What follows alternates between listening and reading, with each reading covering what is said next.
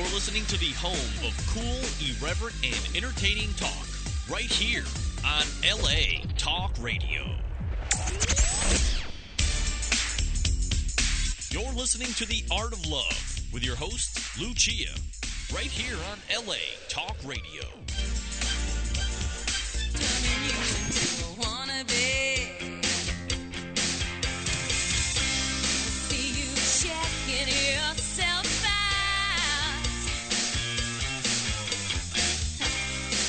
Well, I know what you're all about. Hey, yeah. Super bandwagon boy. Hello, it's Lucia. Welcome to The Art of Love. I'm your host and a dating and relationship expert. I'm here to entertain, educate, and enlighten you about love, dating, and relationships, answer your dating dilemmas, take your live calls, answer your emails, and, of course, speak to authors of books which I find interesting, of course, like the one today, Manslations, written by Jeff Mack. Hello, Jeff. Hey, Lucia, how are you doing? Wonderful. How are you? I'm great. That's good. I'm freezing over here in New York City. Very jealous of you out in LA right now. I know. Well, I don't understand why people live in New York, but that's another topic for another day. So you have written a book called Manslations.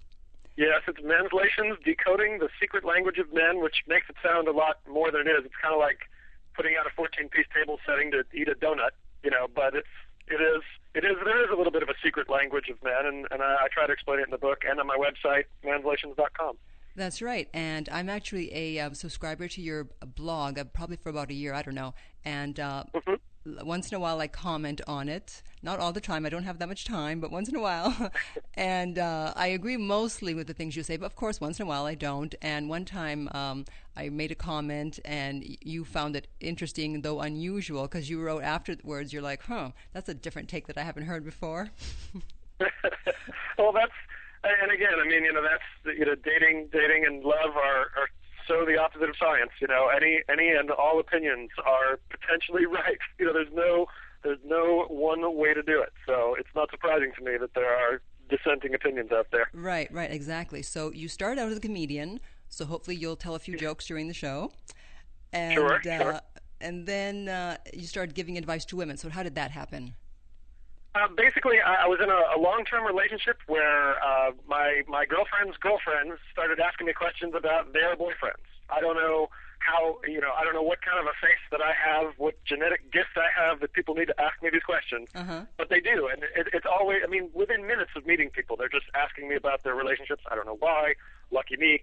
But so I started doing this website eventually where I at manslations.com, I answer women's questions about the male mind, such as it is. And then after a while, I started to realize that there was sort of a common thread, that it seemed like a lot of the women writing in were working, way harder than I thought it was necessary to read a guy. Like, guys don't have any trouble reading other guys. We know what to look for, and I thought maybe I can write a book and try and help women understand how to look for what guys look for when we're reading other guys, Yeah, you know what's up.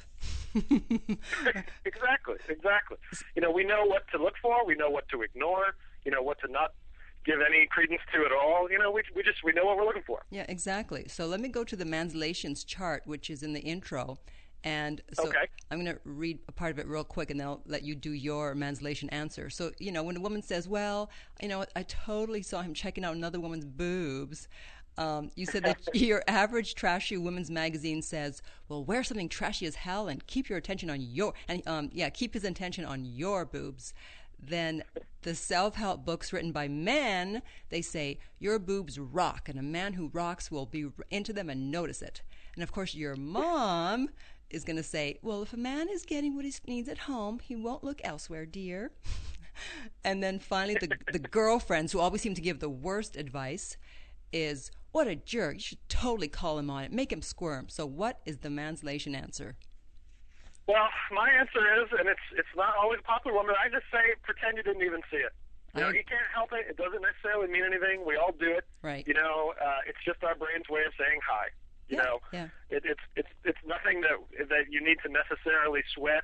However, you know, there's no reason that you should have to deal with your guy ogling all kinds of women. You know, there's nothing wrong with saying, hey, listen, you know, whatever goes on inside your brain up there is your business, but I don't need to watch you do it. So, you know, just keep it, you know, Yeah. most guys know how to keep it undercover. Right. You know what I mean? Like, most Right. guys know how to, most elevated guys who know a little bit about, they realize, okay, this is some dumb thing my brain does.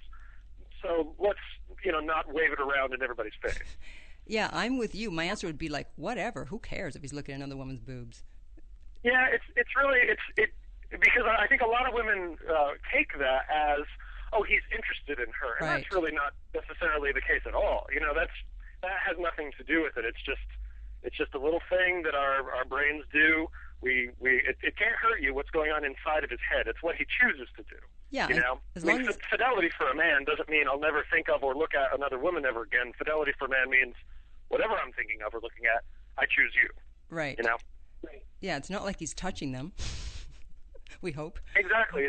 He's doing nothing active. It's just his, you know, in a very real way, where, you know, attractive women are what male attention was genetically engineered for.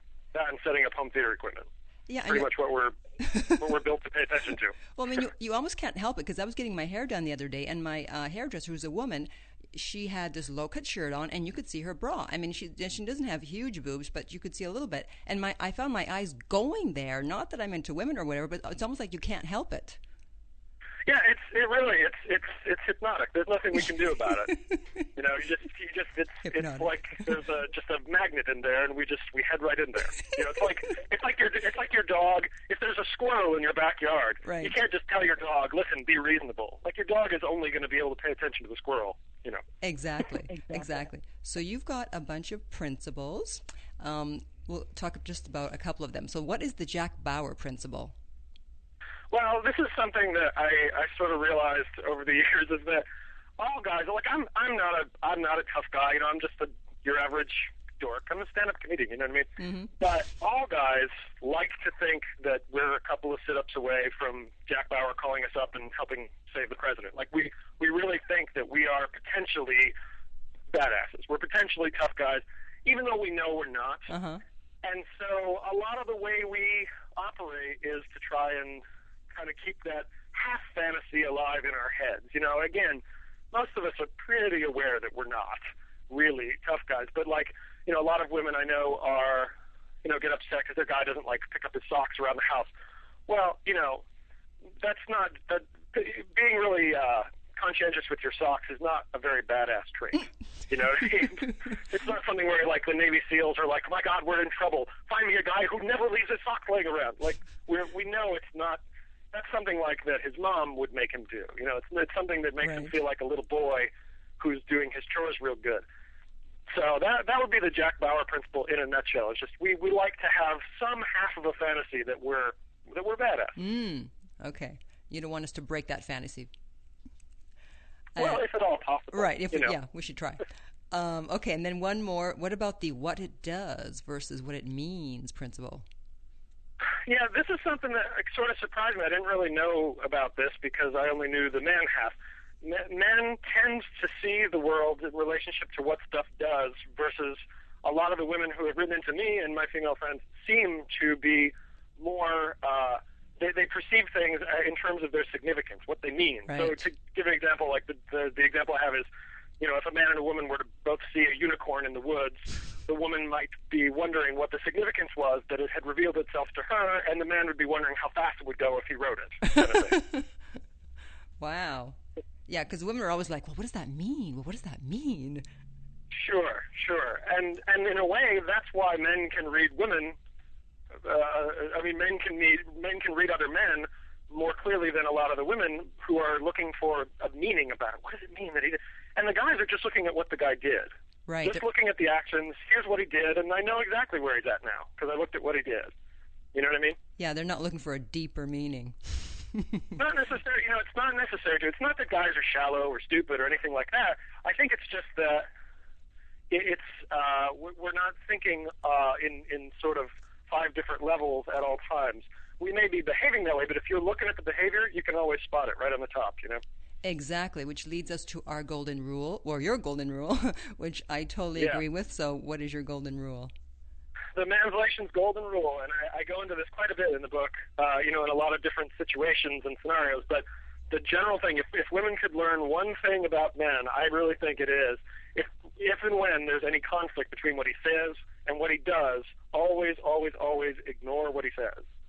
A lot of times what he says and what he does are the same thing, but it's those situations when, like, a guy says he'll call and then he doesn't, or a guy says, no, I'm only crazy about you, I only want to be with you, and he cheats.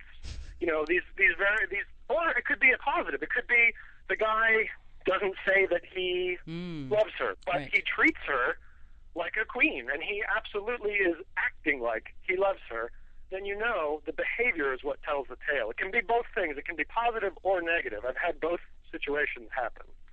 But that's what it is. It's like a lot of women I know kind of drive themselves really around the bend. They just go crazy about, he said this and he did that. Right. How can both of those be true? Well, they're not. What he did was true. Yeah. What he said was, what he said, we don't use words in the same way that you guys do all the time. Just any two people don't use words in the same way. Language is always a stumbling block. But if you look at the behavior, then you can really get it. Yeah, what I always tell women is actions speak louder than words. Absolutely. It's like we hear that from the time we're little kids, and you're like, yes, action speaks louder. Yeah. But it's funny how often we ignore it. We all the ignore time. that thing that we all know, and we just go crazy, like, oh, well, he said this, and what did he mean this? And, you'll be going over a 3-word text message that he probably didn't even think about for 7 hours. I know. And he's forgotten that he even sent one, I know, He it's doesn't terrible. even know that he meant half of what you figured out he meant. He didn't even know he meant any of that. And then you've got the two big questions, and I like the way you wrote this. I don't know why you use this phrasing, but I like it. It's might this get him sex, and might this get him more time? I like the way you started with might. Yeah, exactly. Or might he think those things? Sure. That's how you can tell. That's how you can interpret a guy's behavior, right? You look at how he's behaving toward you, and might he think that this behavior is going to get him some sex, and might he think that it's going to integrate you more into his life? If you only know the answer to one of those things, that's another mistake. A lot of women, I'm sure you hear, a lot of women make this sort of leap that if a guy is trying to sleep with them, he must like them at least on some level, right? I mean, he must have, and that's not necessarily true. We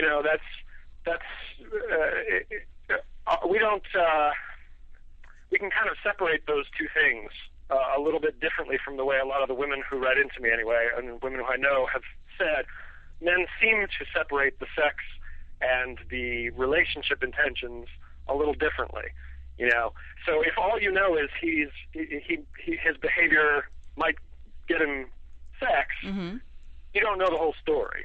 You got to find out if this guy is trying to get you more into his life. Is he introducing you to his friends? Is he hanging around with you in public? Is he, these are the things that are going to tell you the story. A lot of people say, oh, you should never sleep with a man on the first date because, then he'll bail out. Well, I don't know if that's necessarily true. I don't think that's true in all cases. However, if you don't sleep with him right away, sometimes you can learn more. Right. You can learn what his intentions are. You're not going to change his intentions by having sex or not, but you might learn what they are, Right. Well, plus, I don't understand why you even need to have sex on the first date, because it always seems to be better if you wait anyways. Well, different people have totally different speeds on that. Yeah, I know, I kind of feel like if you're in for the long haul, you're in for the long haul. There's no major rush, but sometimes it's fun. Sometimes it's fun. Sometimes it's just too fun to not go where you want to go. But like I say, I personally don't believe you're going to hurt anything in the relationship by doing that. I know that a lot of women have seen the pattern happen where they go out on a date, the guy is pursuing him, all guns blaring, they sleep together, and then the guy disappears. Right. My opinion on that is he was always going to disappear. Or the sex didn't change that. He was always going to disappear. Or maybe just the sex wasn't good. Well, that is possible. I mean, that's we can't say that that's never happened. Okay, I'm sure that happens plenty of times. If the sex is great, why would the guy leave? Well, he would at least come back for more of that. Right. But also, too, the other thing is, a lot of times, guys, we don't even know if we're after only sex or a relationship until after the sex. We don't even know. We're not sure because our brain is pre-sex. Our brain is kind of focused that way. Right. And then afterwards, the way I describe it is, it's kind of like when a guy wakes up after turning back from a werewolf, and he's got twigs and branches in his hair, and his clothes are ripped, and he's looking around going, what the hell happened? He doesn't know where he's been. He realizes then, it's only then that his conscious mind can wake up and go, okay, what am I doing here, and do I want to be here? Right. We don't always even know until after. Yeah, that's what I hear. Now, it's not really a result of what happened necessarily, unless, in the situation you're saying, if the sex isn't good, then you might, but Got you confused now? that might bail you right out, sure, of course. Right, of course. Hey, you're a guy. Now, what if sex is already a given? So what if you're already having sex? Does that mean that you then start to look at everything he does in terms of the second question, which is, might this get him more time?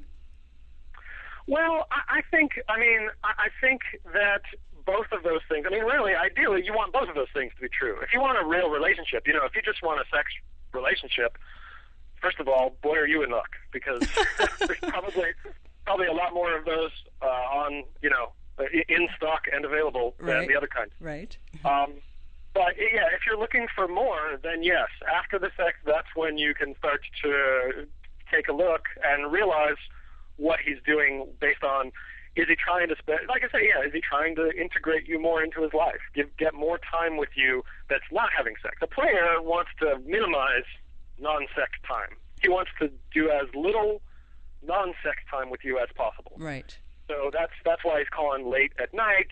That's why he's showing up in the middle of the night or whatever. He's trying to, as best he can, sort of get in and get out. Cut away everything that isn't the sex if he can. Right. Trim the fat, so to speak. Yeah, and a guy, exactly. And a guy who, he really wants to be with you. He wants to spend as much time with you as humanly possible, of course. That's the other. That's how you can tell. A player really is. You're not gonna see him around. And it's no shame to get taken in by a player now and again, because I never was one, but I have plenty of friends who are. And, if they weren't good at it, it's like the same thing with con men. It's like if con men weren't great at it, there would be no con men. There must be ways that these guys know how to say what you want to hear. Mm-hmm. But that's one of the signs of who's a player, is someone who somehow, strangely, doesn't seem to show up ever except when right around sex time. Isn't that strange? Odd. I actually once had this guy, he was a player, but he was into me, and I wouldn't have sex with him. And so he came over, and I was busy making phone calls, and he just sat there while I'm making phone calls. He's like, I can't believe this. I'm actually sitting here just watching you make phone calls. Well, that is something. Like, a lot of times a player can be kind of kept on the line if the sex isn't happening, because he just thinks, well, surely it will happen soon. The bait is just on there being dragged along further and further, and but again, that obviously it's not necessarily going to make him fall in love. It's going to make him stay until. Now, what about the reverse situation where it is just a booty call, but then he starts to call just to say hi or to ask about how something went at work, and obviously he's already getting sex. So does that mean he's starting to develop feelings? It's possible, that certainly happens too. It happens where, like I say, we don't always know what our intentions are ahead of time. We may think we know, but guys are not always for sure what we want until, things have sort of settled into place a little bit. That's why you see guys do the fade, where they're all there, and then all of a sudden, for some reason, they just hit the brakes and disappear. Or like you say, this guy who, as far as you knew, this was just going to be physical. Mm-hmm. But yeah, then he's starting to sort of feel you out for, is there maybe more going on here? Is there? He might not even know his intentions exactly. This is why this book is kind of really fun. Is you may know more about these guys than they do, for real. Right. If you can read that behavior, he might not even know. I just feel like I kind of want to call her, and I kind of want to ask her this, or I just want to make up some excuse to chit chat with her.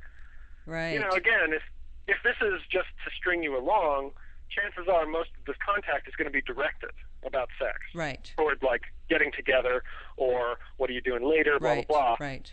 But some of these calls, if like you say, if it's just sort of checking in and chit-chat and how you doing, then that behavior might start to point to, oh, this guy's trying to spend more time with me. Mm-hmm.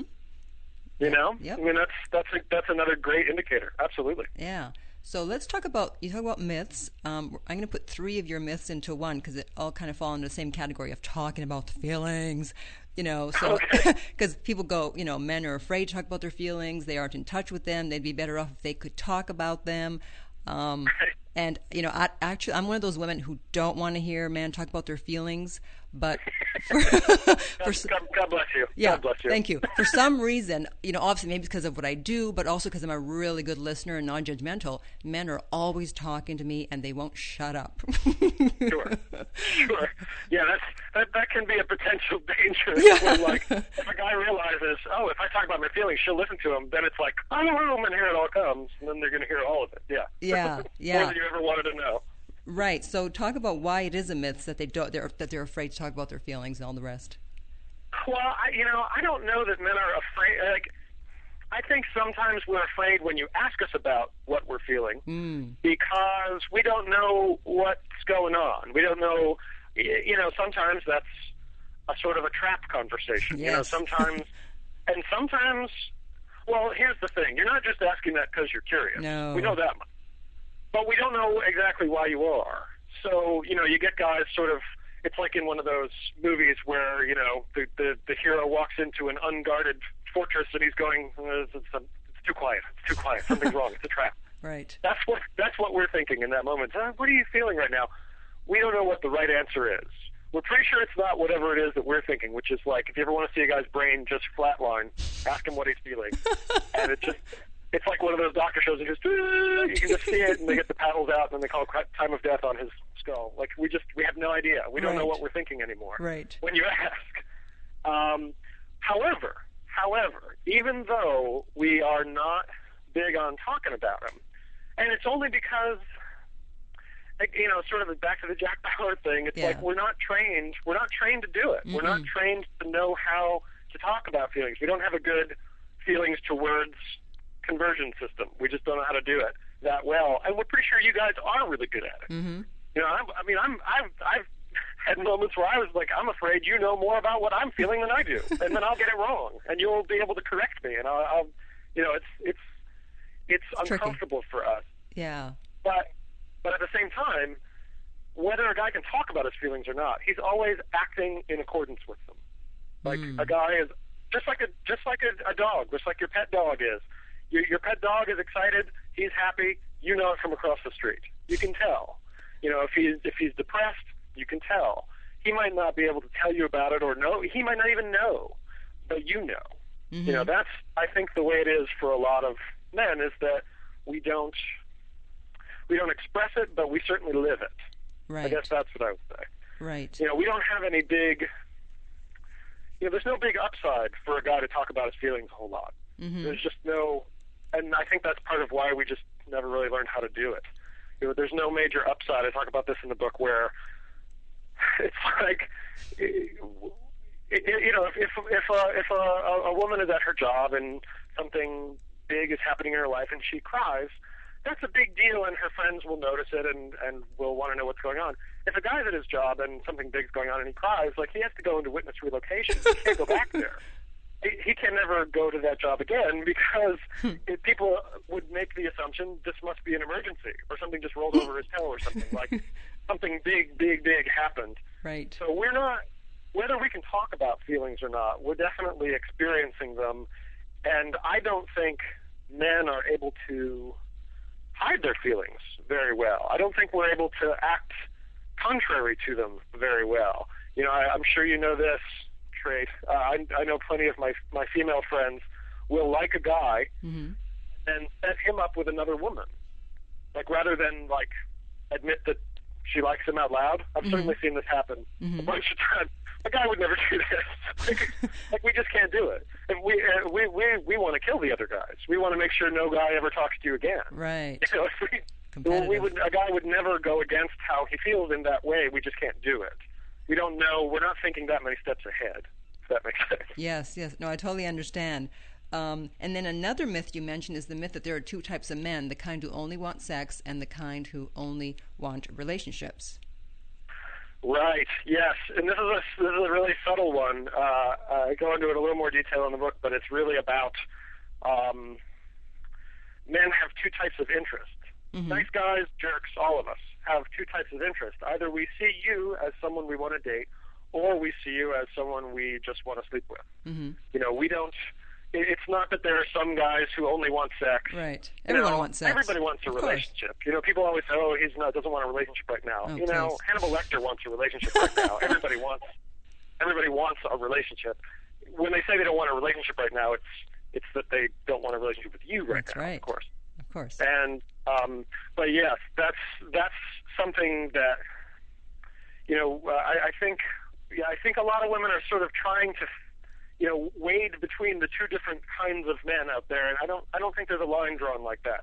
You know, it's just all guys have this sort of line in their head, or this sort of two different categories. The very small category of women they actually want to date and have a relationship with, and then the much larger category of almost every other woman in the world, like the people that they want to, or at least think about for a moment, having sex with.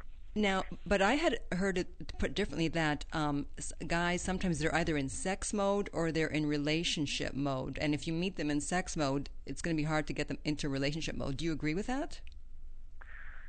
Or does it depend on the girl and how he feels about her, that even if he's in sex mode, he'll switch to relationship mode if he thinks she's worth it?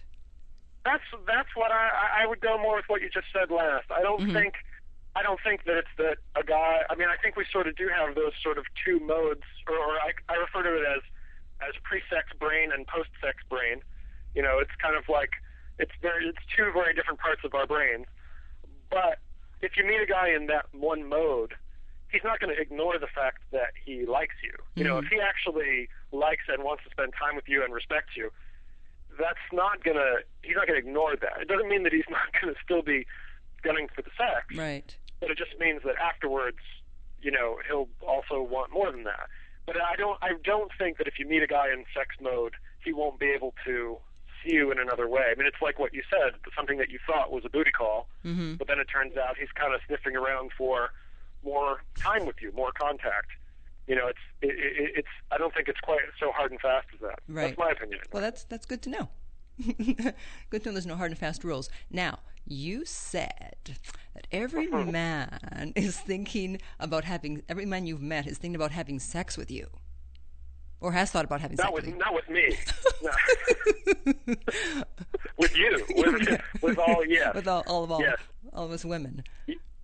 Yeah, every man that I know who's talked about this to me, and it's hard to explain this because a male fantasy is not the same thing as a female fantasy, from all that I can tell. Right. Like Yeah.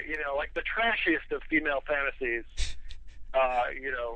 Like let's say like romance novel level, the trashiest version. Yeah. That's sort of the cheapest version of the female fantasy is to a male fantasy what like a nice cup of coffee is to crystal meth. It's not. Wow. It's just not the same thing. No, not and at I'm all. nice. I'm a nice guy. But what goes on inside my brain is it would Yes. make sure that someone would get fired if it was projected onto a television or something. Right. I don't know what it is. Our brains just. That's like I've said before. It's just our brain's way of saying hello. Every woman we see. You got to have for sex with. half a second, a millisecond in our head, we just have a little bit of a moment where it's almost like we're filing it away. We're going, oh, okay, let's run that through the simulator. Yes, that's what sex with her would be like. We don't even know we've done it. We're not even aware half the time. It's like cleaning your house with the TV on. It's just in the background, just like a constant white noise in the background. And yes, it is every man, and yes, it's you. Boy. It's a lot of women really think, oh no, the guy I know isn't like that. Yes, he is. Right, yeah, right. He is. And it's not bad. It's just the way we are. And does also every man picture all women naked? I suppose. I guess that's again. It's just not that conscious. It's hard for me to answer even these questions about what the fantasies are specifically because they're not so conscious. Right. But yeah, I would say that's it's a sort of a our brain's connection to you sexually. So whatever that may be in that moment, we may not have time to picture you naked. We're just walking by. It's just going by, just the people we see all throughout the day. Right. So okay. It's possible. Uh-huh. It's possible. Maybe yes, maybe no. Maybe no. That's what I Okay. would say. Okay. It's a maybe. Okay. So continuing with the sex theme, now, how does a woman ask for what she wants in bed? Because there's been a couple of times, because, I'm not one to put up with bad sex. And so there's been times when I've not been happy. And, I knew I had to state it in a delicate way, but it's not really me to be that delicate with my words sometimes. And so the 2 times I did bring it up, the guys were like, ah! They didn't say anything, but they disappeared. Well, yeah, guys, this, what you've just talked about is the Jack Bauer thing. Like, sex is definitely an area where we want to think of ourselves as a badass.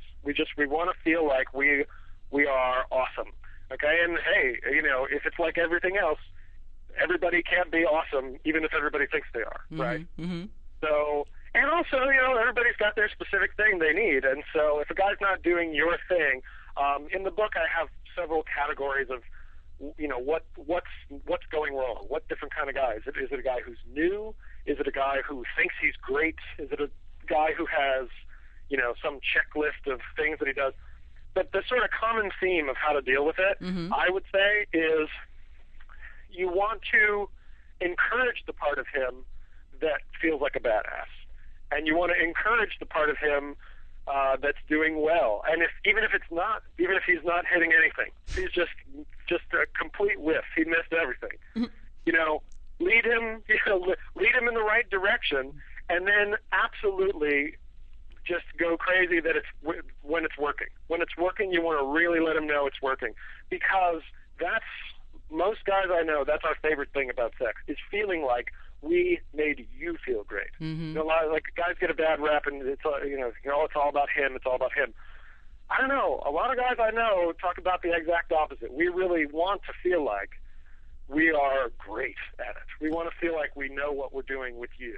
So Right. if you can encourage him to think that about the stuff that you want him to do, you're going to get a lot better results, I would say. If you make him feel like you're lousy at this, you're going to get really bad results. Mm-hmm. You're going to make him bolt, because he's not going to want to be thinking that about himself. Right, He's even going though to it's blow the fantasy true. that he's bad at. Even though it's true. So he could potentially bail out. And I know a lot of women are like, well, why do I have to protect his precious little ego about this? Well, you don't have to. You don't have to.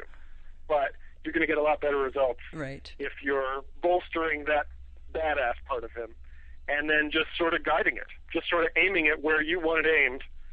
Then you can. Guys are very good listeners in that respect. Oh, I'm sure. We are very trainable. I think most guys are very trainable in that respect. Well, that's good to know. So now let's talk about the talk. And this is an area where you and I differ, because you believe in the talk, but I believe in the walk. Oh, very good. Okay. Hey, okay. because my belief is, what? If you don't bring it up, eventually he'll bring it up. At least that's been my experience, because I never bring up the talk. Because I find also, Interesting. Yeah, women bring it up too soon, also, and I think that's fair. I think that's very fair. Yeah, and so I just find that a woman should be able to magnetize her man so he'd want to move things along. One time, I was dating someone, and of course, as usual, didn't bring up anything. So, and this was a long distance thing, and he's like, well, I'm going to be asking for exclusivity soon, and I didn't want it, and so I'm like, you can't ask for exclusivity. You live on the other side of the country. And so the next day he backpedaled, and he was like acting like the woman usually acts in that case. And I was like the man. He's like, well, I'm happy with the way things are, and I'm not trying to change anything, and, we don't have to be exclusive. Wow, yeah, you guys did like a Freaky Friday. You just like switched genders in that moment, switched sort of stereotypical genders. That's something that's true too. It's not always, men always do this, women always do that. Not always at all. It's just there's usually one side of the relationship that wants X, and the other side is playing the other side. Yeah, because so, sometimes it's opposites. Yeah, because to me it's like, it's like a guy is not going to make a commitment as a result of a conversation. Right. Yeah, exactly. Like, you're not going to talk him into it. Right. And frankly, you're probably not really going to talk him out of it either. Like, you're not going to... The only time you can blow it is if you're trying to be what you're not. Mm-hmm. and he actually wanted what you are. That's the only time you're going to actually blow it. You're not really. It's not quite as tenuous as people think, the talk. But having the talk, I think having the talk is. It's mostly stressful for guys because, again, a lot of times we don't know what you mean. Mm-hmm. A lot of women who start the talk do it in a very sort of one toe in the water kind of way. So, where do you see this relationship going? And we're like, what the hell does that mean? Oh, What? You're in trouble now. It's kind of like when you're in a job interview and they're like, what do you think is your greatest weakness? And you're like, okay, this is a trap. What's the right answer again? Right. My greatest weakness is I'm too awesome. I'm too great of a worker. And it makes other people jealous. What's the right answer? Right. If you ask one of those kind of havesy questions, what do you think about us? He's going to try and just give you the, quote, right answer. Right. But if you put your cards on the table and say, well, this is where I'm at right now. I'm just keeping things open. This is where I'm at right now. I'd love to know where you're at right now, too, just so we can know where we're at. If you can make it, like almost even with your tone of voice, just let him know this isn't like a situation where there are snipers on the rooftops and, everybody's got a gun to the relationship's head going, one move and the relationship gets it. If everybody can kind of chill out and just say, okay, all cards are on the table. Nobody's getting hurt here. I'm not going to punish you for the first word that comes out of your mouth if it's half wrong. We're just trying to talk here. We're just talking here. Right. Guys will do a lot better with that. Yeah. If you give him the halfsy questions, he's going to flip out for sure. Yeah, the one I like best is, what am I to you? Oh boy! Oh man! I just peed myself a little just you saying that out loud. That's a terrifying one. What are we? Yeah, where are we headed? Where are we headed is terrifying because what are the possible answers? Right. Well, either we're headed to be married and dying in each other's arms, or we're going to headed to be breaking up at some point. Right. So those are the only two destinations. That's it. So, ultimately, if you look far enough down the road, either it's us together forever or us breaking up forever someday. I guess maybe. That's a bad question. I know. Maybe one way to answer it is, I see us getting married and having 10 children. Oh man! Kind of be funny. See, yeah, exactly. That'd probably scare the crap out of her. Right, exactly. Reverse psychology. Now, let's see what else here. Okay, talk a bit about the anger smoke screen, because one guy used this on me, and I'll let you talk about it, and then I'll give you my example.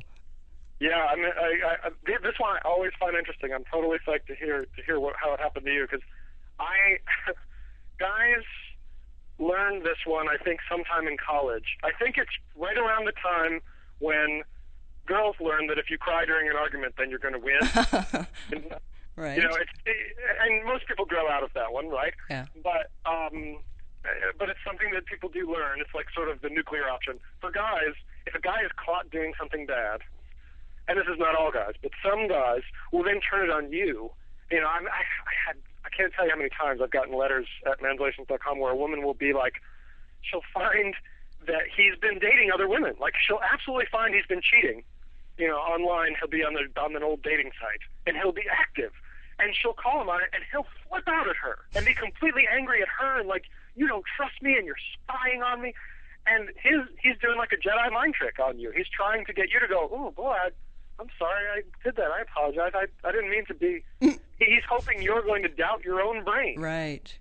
He's hoping you're going to doubt what you know is right. So, yes, the anger smoke screen totally happens where guys, I don't think I've done this in a very long time, but the guys do it where we'll turn it back on you and try and get you to doubt that you ever should have been mad in the first place. When, of course, a clear-headed version of you absolutely knows the guy did something wrong. What did your guy do? Well, my guy, I was in his bed, and then I got up, and I have blonde hair, and I had this long black hair attached to my thumb. Oh, no. Yeah, this is years ago, of course. And I take the hair, and I'm like, what's this? And he goes, how should I know? I don't know, because he was a personal trainer. He's like, lots of women change in that room. Their hair could have gotten on the bed. How should I know whose hair that is? How dare you accuse me of being a cheater? Yes, exactly. It's a little protects too much, methinks. Yeah, and actually now this reminds me of the time, I don't know if you heard about this story about when Carmen Electra was with Dennis Rodman, and she walked in on him. He had two women in his bed, And she said, "What's going on?" And his answer was, "They fell in from the ceiling." I don't know how they got here. They got here from the ceiling. What are you getting all mad about? Yeah, it's faulty construction on our upstairs neighbors. What can I do? Yeah, absolutely. Or Eddie Murphy had a whole routine about that. Wasn't me. Wasn't me. Like, I just saw you. Wasn't me. You know, it's just this whole. It is absurd that guys will do it, but again, it wouldn't be a cliche if it didn't work sometimes. I know. I can't imagine a situation where it would work, but it must work sometimes. Well, obviously, you know? And this reminds me again of this episode on cheaters, and the guy was caught cheating, and he said to the woman, he said, "Now we're going to handle this one of two ways. You're either going to apologize to me or it's over." So she had to apologize for catching him cheating. I said, he gets the Player of the Year award. Yeah, it is a real Jedi mind trick. It really is. If someone is insecure enough to kind of buy into it, we've all done this. We've all done it, where we're too insecure to really stand up for what we absolutely know is true, right? And the other person knows it, and they push that button. That's what the anger smoke screen is. It's like they're hoping that they can push that button and you'll respond appropriately, even if crazily. Right. But now, after hearing this talk, women are going to stop falling for this old trick. That's what I hope. I hope so. I mean, I hope so. That's part of why I wrote the book. Is like there's a lot of stuff that women really don't need to fall for. You know? No. And what about the resurfacing dude? Now, myself, I find I have a 95% return rate. Very nice. or not. Or not, depending, yeah. The resurfacing dude is a guy who just... He doesn't like you as much as he likes knowing that you are thinking about him. So every once in a while, when he's not sure if he has any effect on the world right now, if he's feeling a little bit like a loser, if he's feeling lonely, then all of a sudden out of the blue, you'll get this weird call that will maybe stir up your emotions and get you all kind of going again, and then he'll vanish again. Absolutely. Like once you call him back and are like, yeah, hey, what's going on? You won't hear from him. He'll disappear, and the woman's left going, well, why did he call if he just wanted to bail out? Well, all he wanted was for you to react. It's a very immature guy, is what I think the resurfacing man is. It's an immature guy who he's insecure, and so when he's feeling insecure, he calls up exes to try and get them. It's like that movie High Fidelity, where he goes through all of his exes to try and figure out what's going on with him. It's not fair to them. It stirs them up in some weird way. Right. But that's what that dude's doing. That's a guy who, you might get burned one time. You might believe it one time, but once you know what he's after, you don't want to in any way react. No reaction is the way to train him not to do that. Exactly. So finally, let's do a few manslations, since the book is called Manslations. Okay, so if he says, I've been meaning to call you, but work has just been crazy and we should hang out sometime. that would be your booty call. Right. That would be your standard booty call. That would be the one where, somehow he was, he wasn't too busy to call you at 3 a.m. when he's drunk and wants to come over to your house. Yeah, that would be your booty call. Right. And what about, I just got out of a relationship and I don't think I'm ready? That's usually, it's a couple of things. That could be, I'm not lonely enough to date you right now. Right. That's happened. And it also can be a little bit like, I'm looking for some sort of strings-free sex. And so I'm going to sort of beg off of a real relationship. I'm just not ready for a real relationship. Right. That happens. Yes. I know I had that one used on me. But see, for women, it's different. If we say, I'm not, I just got out of a relationship and I'm not ready, it means we're not interested in you. Right. Yeah, I mean, that's sort of what it means for the guy in general, is that he's not interested in relationship side, but he might still be interested in sex. Right, whereas a woman, she doesn't want to have anything to do with you if she says, I just got out of something. That's her way of getting rid of the guy. Yes, exactly. That's the door slam. Sure. Yes. Oh, I'm not ready. It's like, are you kidding? If you're the right guy, I'm ready. I don't care if I broke up with someone 2 seconds ago. Yeah, well, my wife and I met we started dating about a month and a half after I got out of an 8.5-year relationship. Wow. I mean, really, it was like, I mean, granted, that relationship, it's not like it was going great until No, 8.5 year mark, and then it ended. It never. had been over for a while. Yeah. But still, the relationship was over. A month and a half later, we started dating, and we're married. I mean, there's no timer on it. No, there isn't. There isn't. Yeah. Well, thank you so much for being on, Mr. Jeff. Well, I really appreciate it. This was a lot of fun with you. It was very exciting. We were on the same page with almost everything. I think so. Almost everything. I think so. Yeah, so everyone has to go to your website, manslations.com, and sign up for the blog because it's really funny. Now, I wanted to ask you one more thing. How long does it take you to write your answers? Because you're really good. You give really funny, in-depth answers, whereas me, when I answer someone's letter, I don't have a lot of time. Sometimes I just give them 2 sentences. It depends, maybe an hour. I like to, half an hour to just really, sort of figure out what they're after or try and figure out. Sometimes I'll talk to my wife about what does she mean. It's like I'll get a womanslation on the question before I even know what it is. Yeah. But and then, everyone should go to the website. Everyone should run right out to Barnes & Noble and pick up the book instantly. You won't know how to proceed in your life if you don't. Exactly. Manslations.com. Okay, well, thanks for being on, and try to keep warm over there in New York. I really appreciate it, Lucia. Thanks a lot. Okay, take care. Bye. Bye-bye. Well, that was a fun guest. It's not always fun, It's not always fun and games around here. So let me do a segment I haven't done for a while, actually. And that would be... Celebrity Corner. Okay, so did y'all watch the Golden Globes? You may have seen Megan Fox, who is a fox. Strangely enough, her name matches her. And yes, that's her real name. I looked it up. Although it used to be with 2 X's, and now it's just 1. Anyway, so she's engaged to Brian Austin Green, who I believe was on 90210, Beverly Hills 90210. And the guy never came with her. That's really good grammar there. Didn't show up. Oh, here, let me read the press release here. Blah, blah, blah. Okay. American actress Megan Fox has publicly blasted her fiancé, American actor Brian Austin Green, for not escorting her to the Golden Globes. Fox was among the presenters and arrived at the event minus Green, causing a lot of speculation. He doesn't want to be here. He doesn't want to be my date. He's a man. He has an ego, she was quoted as saying. On further questioning, she replied that the actor was probably at home making music. I don't think he cares about the Golden Globes. Not good, not good. Okay, so I can see how he got her. Because she's very beautiful. I'm sure she's getting hit on left and right. Everybody wants her, and everybody's ready to grovel at her feet and do what they can to be with her. So he plays the cool guy, like, yeah, whatever, you're not all that to me. And she's actually insecure.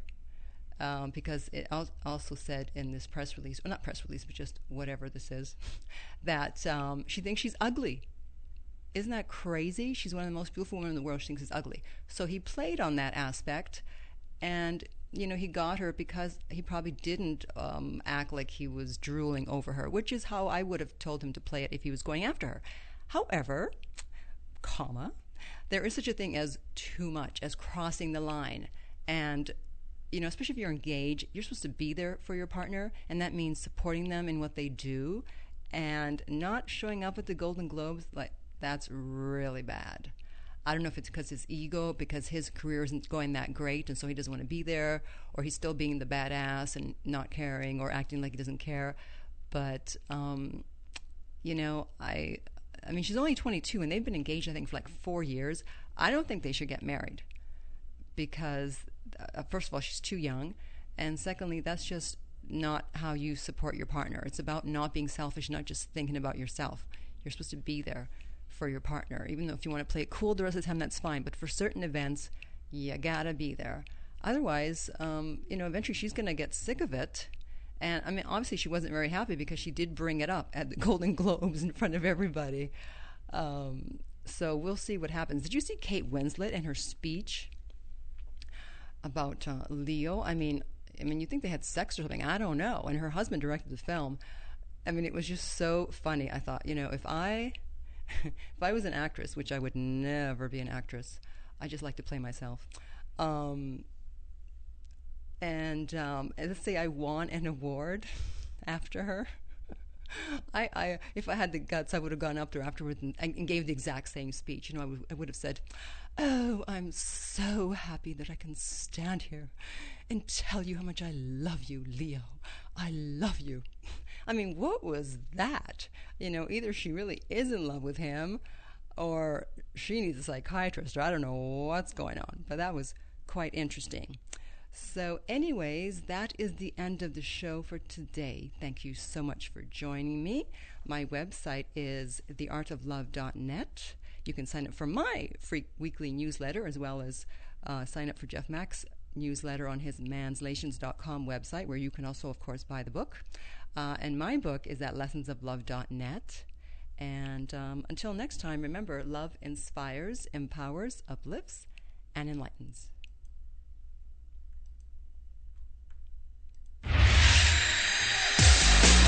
You're listening to the home of cool, irreverent, and entertaining talk right here on LA Talk Radio.